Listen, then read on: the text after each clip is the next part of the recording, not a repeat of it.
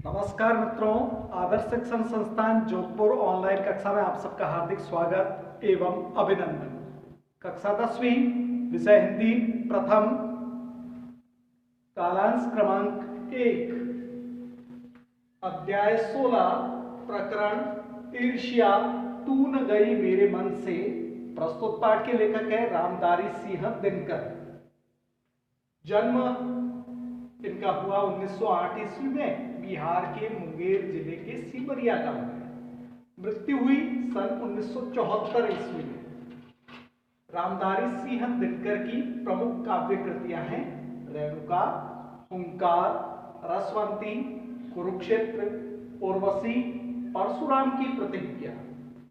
उर्वशी को भारतीय ज्ञानपीठ पुरस्कार मिला था इनकी प्रसिद्ध काव्य कृति पर, और संस्कृति के 4 अध्याय और कुरुक्षेत्र की विश्व के 100 सर्वश्रेष्ठ काव्यों में से उन्हें 74वां स्थान दिया गया था। ईर्ष्या शब्द का अर्थ होता है जलन। व्यक्ति के मन में जब जलन उत्पन्न होती है तो वह आगे पीछे किसी भी प्रकार के भावों को नहीं सोचता, और जिस व्यक्ति से संबंधित जलन होती है वह जलन का कारण होता है सामने वाले व्यक्ति का उत्कर्ष, ऊंचाइयां, गुण, महत्व आदि। इनको देखकर वह व्यक्ति दूसरे व्यक्ति से जलने लगता है, उससे ईर्ष्या करने लगता है। ईर्ष्या की एक पुत्री है जिसका नाम है निंदा, अर्थात वह व्यक्ति ईर्ष्या के वशीभूत होकर दूसरे लोगों की निंदा करने लगता है, दूसरे लोगों की बुराई करने लगता है, और निंदा के उच्च शिखर पर वह जब पहुंच जाता है तो वह अपना भला भी छोड़ देता है। इसलिए वह स्वयं के बारे में सोचना समझना बंद करके वह दूसरे लोगों की उच्च स्थान को प्राप्त करना चाहता है, क्योंकि वह चाहता है कि मैं इस प्रकार से दूसरे लोगों की निंदा करके उस स्थान तक पहुंच जाऊंगा, जबकि ऐसा नहीं होता है। इसी कारणवश व्यक्ति ईर्ष्या के वशीभूत होकर निंदा करने लगता है, और निंदा के कारण वह चिंतन के स्थान पर निरंतर चिंतन करता, सकारात्मक सोच न रखते हुए नकारात्मक सोच रखते हुए वह चिंतित हो जाता है, अर्थात लगातार वह परेशान रहता है। जब चिंतित रहने के कारण वह स्वयं का ध्यान नहीं दे पाता, और ऐसा व्यक्ति चिंता से ग्रसित हो जाता है। जो व्यक्ति चिंता से ग्रसित होता है ऐसा व्यक्ति जीवन भर स्वयं के मन में किसी कारण वह जलता रहता है, अर्थात चिंता जीवित व्यक्ति को जलाती है और चिता मृत शरीर को, मृत देह को जलाती है। इसलिए चिंता और चिता की अवस्था तक व्यक्ति न पहुंचे, वह अपने मानसिक एवं शारीरिक सुखों का ध्यान रखे, उसी को दृष्टिगोचर रखते हुए प्रस्तुत पाठ को रामधारी सिंह दिनकर ने हमारे सामने रखा है। अध्याय संख्या 16, ईर्ष्या तू न गई मेरे मन से। रामधारी सिंह दिनकर प्रस्तुत पाठ के लेखक हैं, जिनका जन्म सन 1908 ईस्वी को हुआ, मृत्यु सन 1974 ईस्वी को। जीवन का परिचय। राष्ट्रीय और सांस्कृतिक काव्यधारा के प्रमुख कवियों में दिनकर का नाम सबसे आगे गिना जाता है। मैथिली शरण गुप्त के बाद दिनकर को राष्ट्र कवि के रूप में जाना जाता है। रामधारी सिंह दिनकर का जन्म बिहार के मुंगेर जिले के सिमरिया गांव में एक साधारण से किसान के परिवार में हुआ था। उनकी शिक्षा BA तक पटना विश्वविद्यालय में संपन्न हुई। विभिन्न विभागों में अपनी सेवाएं देने के बाद आपने गृह मंत्रालय में हिंदी सलाहकार का पदभार संभाला। रामधारी सिंह दिनकर की प्रमुख कृतियों में उर्वशी को भारतीय ज्ञानपीठ पुरस्कार प्राप्त हुआ, संस्कृति के 4 अध्याय को साहित्य अकादमी और कुरुक्षेत्र को विश्व के 100 सर्वश्रेष्ठ काव्यों में से 74वां स्थान दिया गया। वे सन 1952 में भारतीय संसद के सदस्य रहे। भारत सरकार द्वारा उनको पद्म भूषण से भी अलंकृत किया गया। कृतियां रेणुका, हुंकार, रसवंती, कुरुक्षेत्र, उर्वशी, परशुराम की प्रतिज्ञा। पाठ का परिचय। ईर्ष्या तू न गई मेरे मन से पाठ अर्धनारीश्वर पुस्तक से लिया गया है। प्रस्तुत निबंध में, अर्थात इसकी शैली है निबंधात्मक शैली। निबंध में कवि रामधारी सिंह दिनकर ने मानव चरित्र की सबसे भयानक बुराई ईर्ष्या के बारे में उल्लेख किया है। कवि ने ईर्ष्यालु मनुष्य के चरित्र की कमजोरियों को उदाहरण के साथ बहुत सुंदरता से वर्णित किया है कि किस प्रकार ईर्ष्यालु व्यक्ति अपने पास उपलब्ध साधनों से आनंद न उठाकर दूसरों के पास उपलब्ध साधनों से जलकर, उड़कर शब्द का अर्थ होता है जलकर, अपने जीवन रूपी मूल्यों का पतन करता है। कवि दिनकर ने एक तरफ ईर्ष्या करने वाले लोगों से बचने का उपाय बताए हैं, तो दूसरी तरफ जो लोग ईर्ष्यालु स्वभाव के हैं वे किस प्रकार ईर्ष्या की लत अर्थात आदत से बच सकते हैं, उसके रास्ते अर्थात उसके उपाय बताए हैं।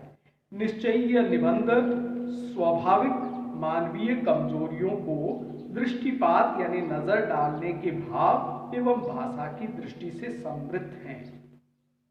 स्वाभाविक शब्द में एक प्रत्यय का प्रयोग किया गया है। ईर्ष्या तू न गई मेरे मन से, पृष्ठ संख्या 90 पर सबका ध्यान। लेखक कहता है मेरे घर के दाहिने एक वकील साहब रहते हैं जो खाने पीने में अच्छे अर्थात खाने पीने के शौकीन हैं, दोस्तों को भी खूब खिलाते हैं और सभा सोसाइटियों में भी भाग लेते हैं।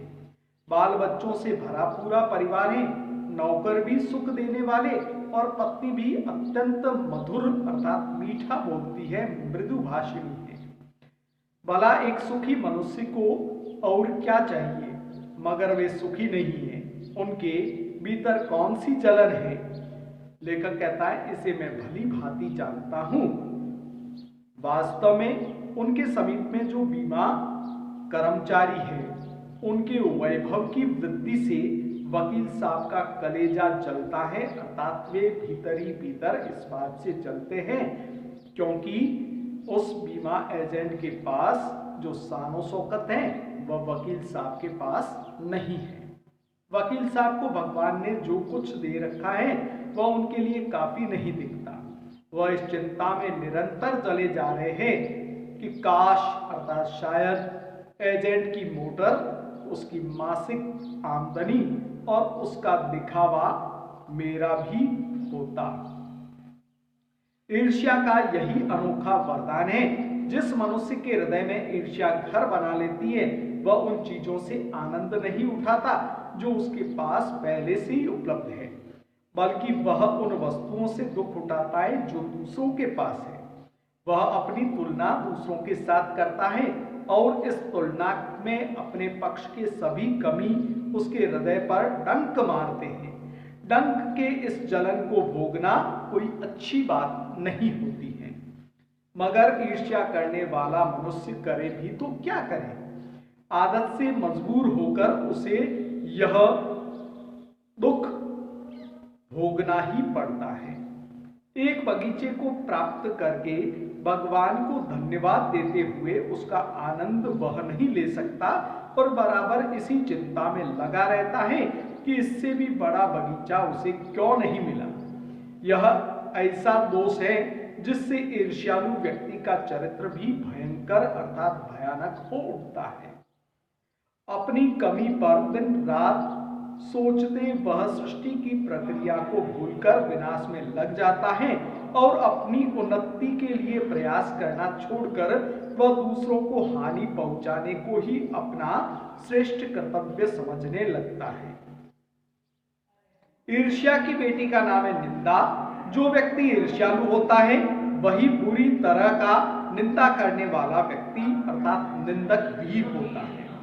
दूसरों की निंदा वह इसलिए करता है कि इस प्रकार दूसरे लोग, जनता अथवा मित्रों की आंखों से गिर जाएंगे और जो स्थान उन्हें प्राप्त हुआ है वह सोचता है ईर्ष्या करने वाला व्यक्ति कि उस स्थान पर मैं अचानक ऐसे ही बैठा दिया जाऊंगा, मगर ऐसा न आज तक हुआ है न कभी ऐसा होगा। दूसरों को गिराने की कोशिश तो अपने को आगे बढ़ने की कोशिश नहीं कही जा सकती। एक बात और है कि संसार में कोई भी मनुष्य निंदा से नहीं गिरता है, उसके पतन का कारण उसके सद्गुणों का पतन होता है। इसी प्रकार कोई भी मनुष्य दूसरों की निंदा करने से अपनी उन्नति नहीं कर सकता। उन्नति तो उसकी तभी होगी जब वह अपने चरित्र को शुद्ध बनाए तथा गुणों को निरंतर विकसित करे। ईर्ष्या का काम जलाना है, मगर सबसे पहले वह उसी को जलाती है जिसके हृदय में उसका जन्म होता है।